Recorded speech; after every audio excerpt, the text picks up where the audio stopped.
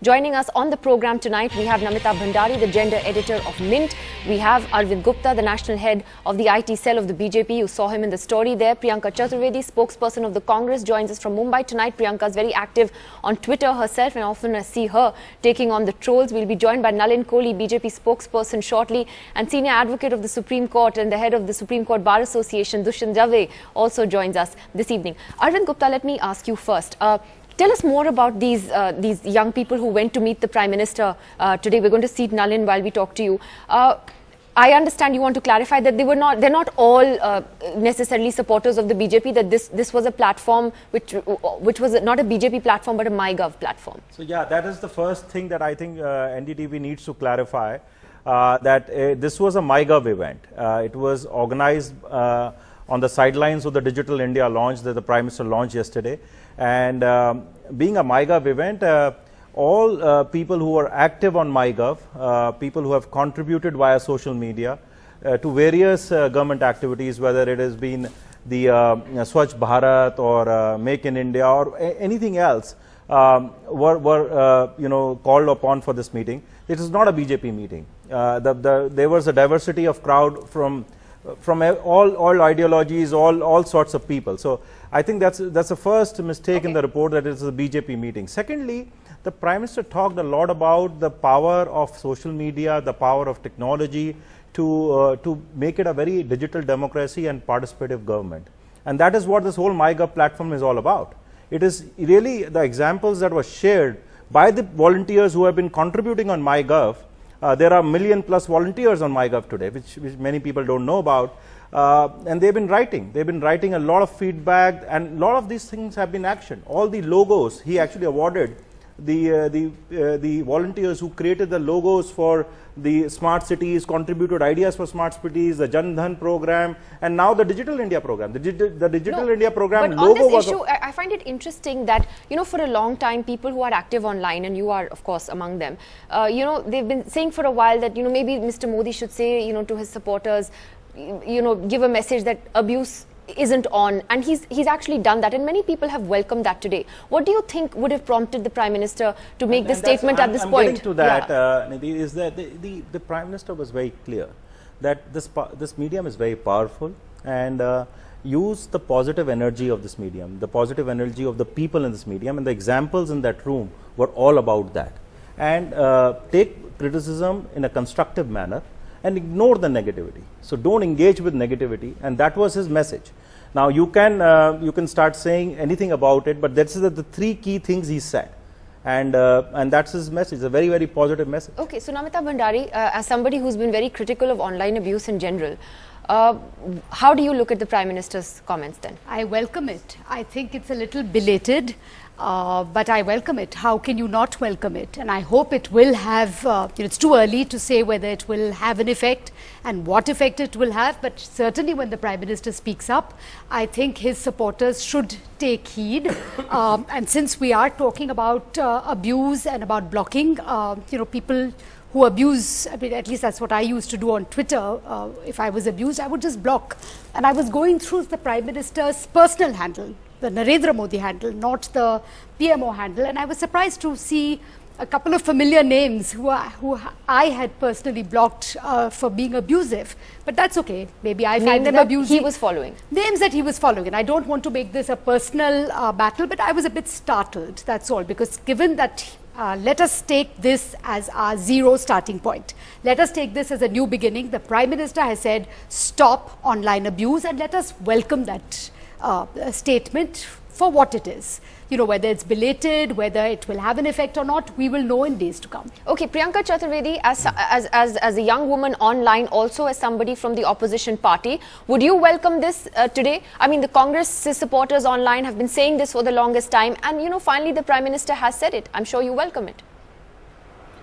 No, absolutely. We welcome any statement coming from the Bharatiya Janata Party, and particularly from the Prime Minister, which condemns these kind of abuses that women face. It's actually across gender.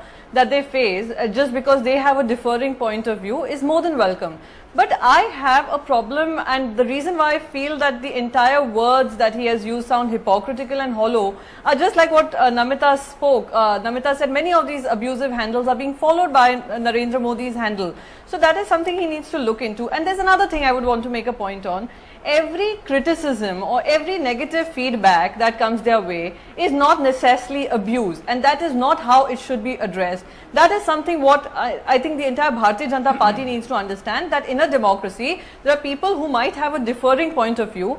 You must learn to respect that, and the answer to every criticism is not abuse. Even today, when I tweeted something with regards to this particular statement from Mr. Modi, I have been facing a barrage of abusive tweets coming my way, and they may not be followed by Mr. Modi, they may not be the ideology of Bharatiya Janata Party, but this is something you face on a daily basis. So while I welcome it, I also look at it with some a suspicion, and also wonder if it would make any kind of changes on social media. Okay, Nalin Kohli is with us as well. Nalin, you have a presence on social media as well.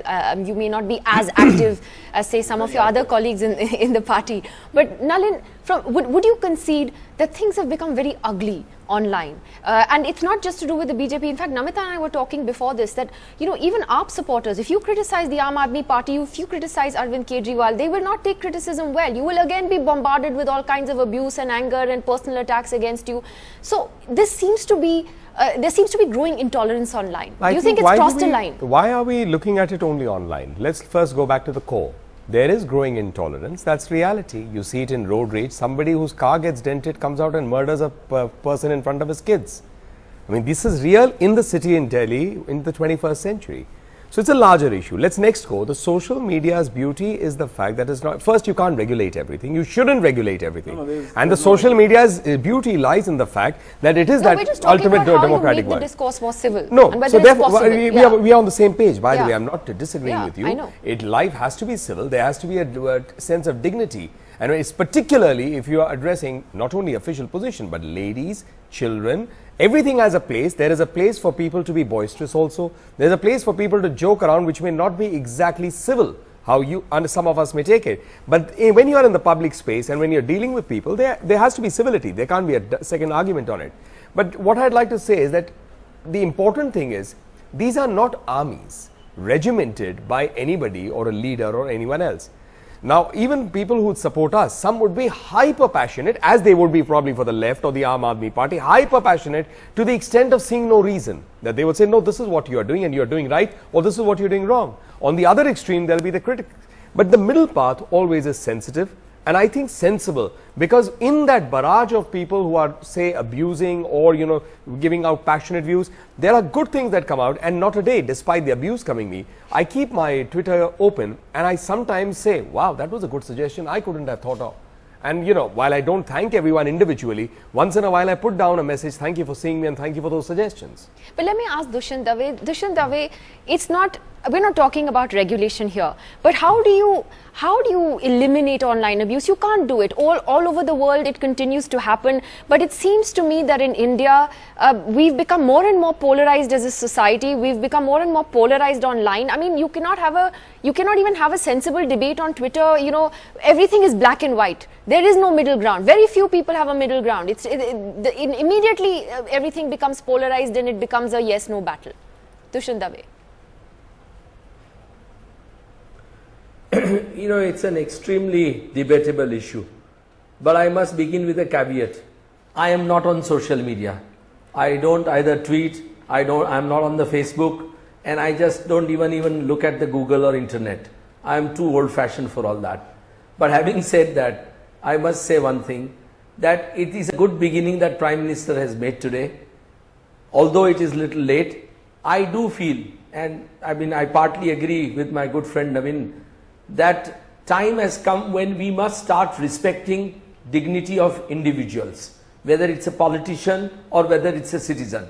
We have every right to criticize them. We have every right to even sometimes poke fun at them. But there is a limit to it. We can't lampoon, these people.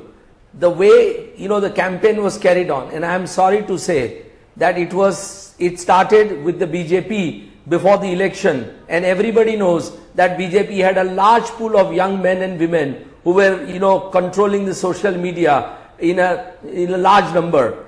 And, to call Rahul Gandhi names, or even by Congress to call Prime Minister Narendra Modi names, was really unfortunate. It doesn't speak well of us as a society. Now, the problem is this, that Supreme Court has struck down Section 66A of the Information Technology Act.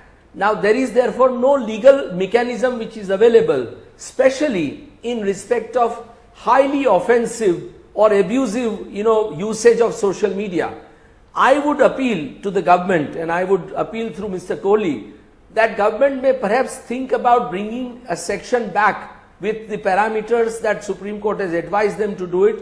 In United Kingdom, there are similar provisions, and in last few years, hundreds of people have been actually jailed for abusing on social media.